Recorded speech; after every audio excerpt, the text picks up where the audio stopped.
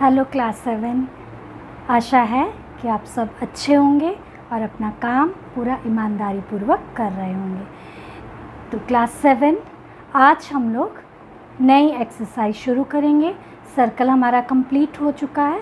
उससे पहले जो फर्स्ट वीडियो था मेरा मेंसुरेशन 1, उसमें मैंने आपको सारे के सारे सूत्र, वर्ग और आयत के बताए थे। अब उन्हीं को और साथ में वृत्त के सूत्रों को यूज़ करते हुए हम लोग इस लास्ट एक्सरसाइज को बनाएंगे। ये आपकी बहुत ही इम्पॉर्टेंट एक्सरसाइज है। ये मान के आपको चलना है कि इसमें से एक लॉन्ग आंसर क्वेश्चन जो है आपके एग्ज़ाम में ज़रूर आएगा। और दूसरी बात, अगर हम हमेशा सोचते हैं एग्ज़ाम में आएगा तभी पढ़ेंगे, नहीं, ये आपकी डेली लाइफ के लिए भी बहुत यूज़फुल है। इसको सीखना है, समझना है और बढ़िया से बनाकर प्रैक्टिस करनी है। तो पहला क्वेश्चन आपका है बच्चे, इसमें एक बात ध्यान देना, आपकी जो प्रैक्टिकल लाइफ है उससे रिलेटेड क्वेश्चन होंगे। जैसे कि हम एक खेत में जा रहे हैं, ठीक है, उसके बीचों बीच एक पाथ बना हुआ है, रास्ता बना हुआ, पगडंडी बनी हुई है जिस पर हम चल के, इधर भी फसल है इधर भी फसल है, तो आपको बताना है कि वो फसल का एरिया कितना है। यानी कि हम पूरे खेत में से उस पगडंडी का क्षेत्रफल माइनस करेंगे। ये सारी चीज़ों को हमको फॉलो करना है और ध्यान से समझना है। तो इसमें हमारे पास सबसे पहला क्वेश्चन है, एक एक्सरसाइज है आपकी 15.5। फर्स्ट क्वेश्चन है आपका, एक आयताकार पार्क की लंबाई 40 मीटर और चौड़ाई 20 मीटर है। ये आपकी एक आयताकार पार्क है जिसकी लंबाई आपको दी हुई है 40 मीटर और जिसकी चौड़ाई आपको दी हुई है 20 मीटर, ठीक है। और कह रहा है पार्क के बाहर चारों ओर 5 मीटर चौड़ा एक पथ बनाया गया है। पार्क के बाहर, अगर मैं इसको अंदर लिख दूं तो ज़्यादा स्पष्ट हो जाएगा। अब इसके बाहर तुम लोग इमेजिन करो, इस क्वेश्चन को इमेजिन करो। आप एक पार्क में गए, है ना, हम लोग किसी पार्क में जाते हैं, घर के बगल में कोई पार्क है और उस पार्क के अंदर खेलने के लिए ग्राउंड बना है और साइड में पगडंडी जैसा कुछ बना हुआ है और वो 5 मीटर चौड़ा है, ठीक है। तो हम उस पगडंडी को या उस 5 मीटर चौड़े रास्ते को बनाते हैं। सॉरी, ये एक जैसा दिखना चाहिए, ठीक है। ये आपका 5 मीटर चौड़ा एक रास्ता बनाया गया है, ठीक है।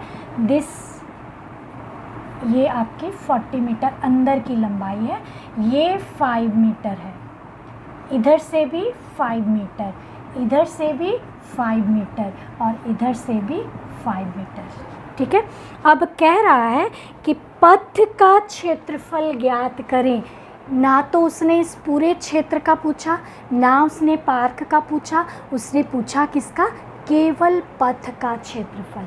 तो पथ का क्षेत्रफल निकालने के लिए हमको पूरे क्षेत्रफल में से ये अंदर का क्षेत्रफल माइनस करना होगा। तो हमारे पास क्या निकल जाएगा, पथ का क्षेत्रफल। तो इसके लिए हमको करना क्या होगा, पहले लिखेंगे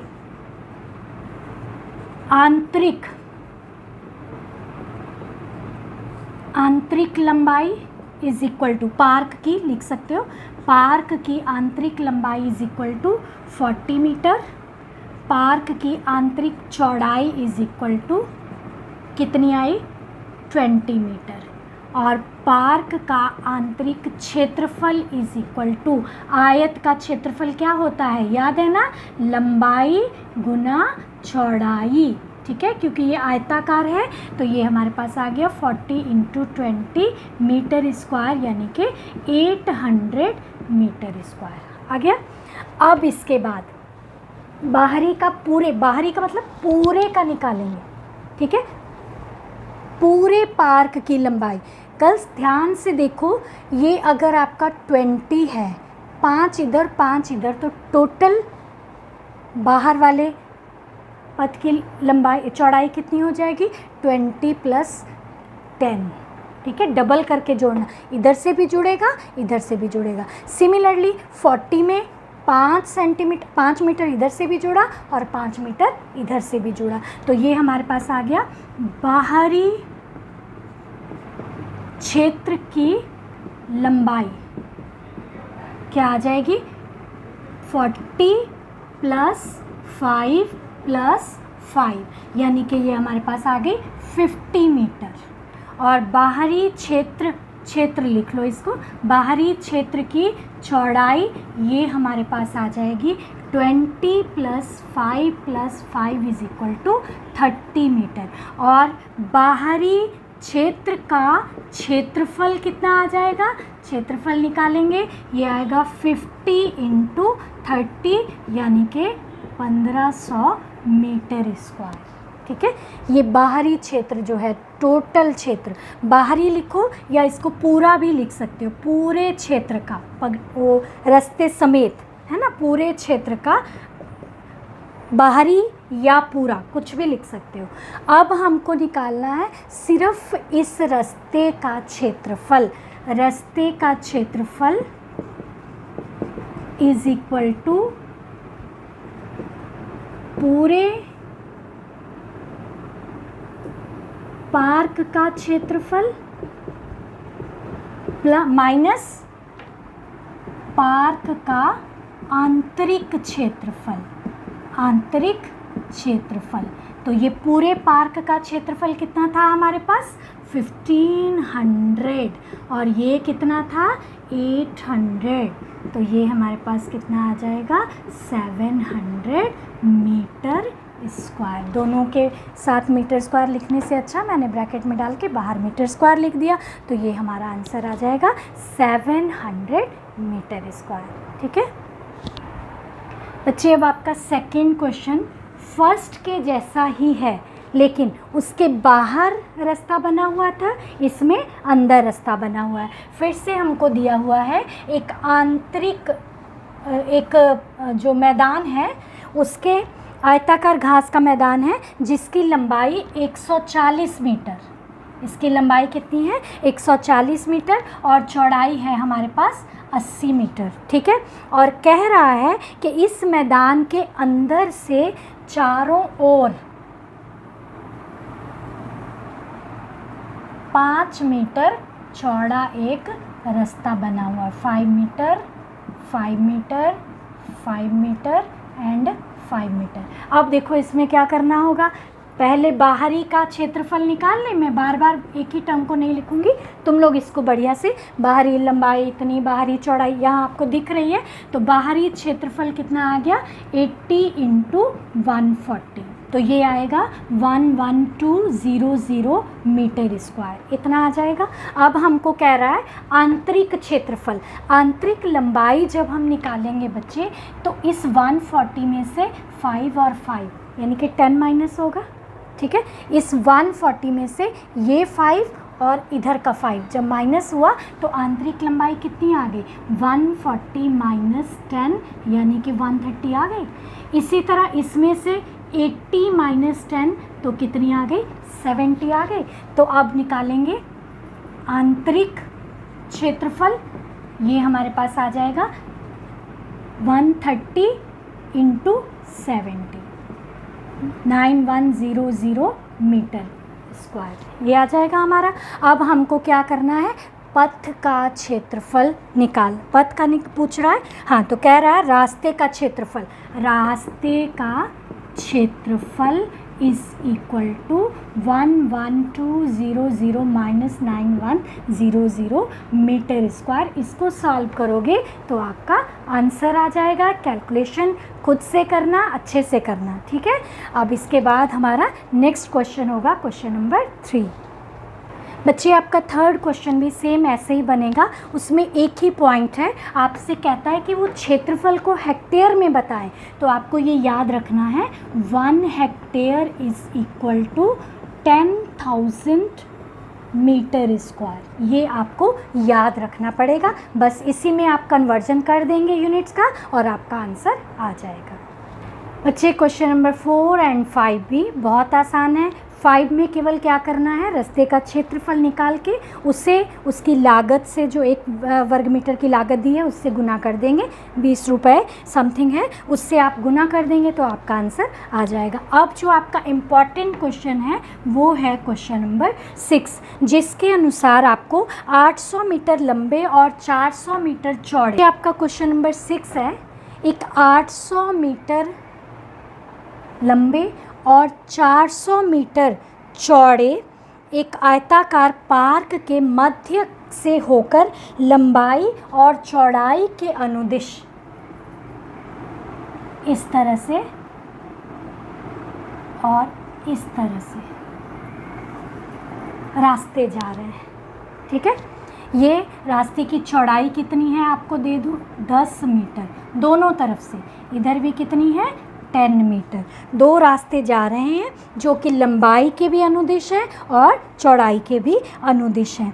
रास्ते का कुल क्षेत्रफल ज्ञात करें और रास्ते को छोड़कर बाकी पार्क का क्षेत्रफल भी ज्ञात करें। तो बच्चे इसमें हमको एक बहुत ही बढ़िया कॉन्सेप्ट समझना है। जब हम रास्ते का क्षेत्रफल ज्ञात करेंगे तो ये जो रास्ते की एक भुजा तो हमारे पास 10 मीटर आएगी, और जब हम लेंगे चौड़ाई के अनुदिश तो इसकी लंबाई कितनी आ जाएगी, 400 मीटर, और इसी तरह ये 10 है तो ये कितना आ जाएगा, 800 मीटर। अब हम क्या करेंगे, इस आयत का भी क्षेत्रफल निकाल देंगे, इस आयत का भी क्षेत्रफल निकाल देंगे। लेकिन हुआ क्या, ये जो बीच का क्षेत्र आ गया ये 2 बार आ गया, इधर से भी आ गया और इधर से भी आ गया।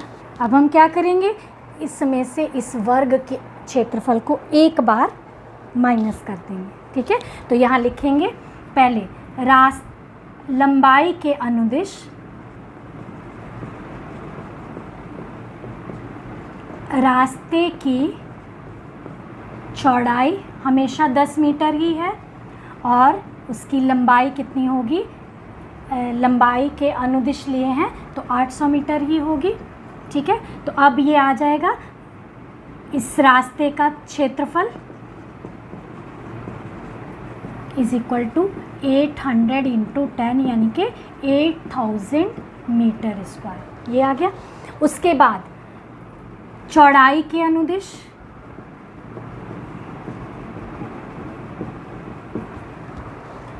रास्ते की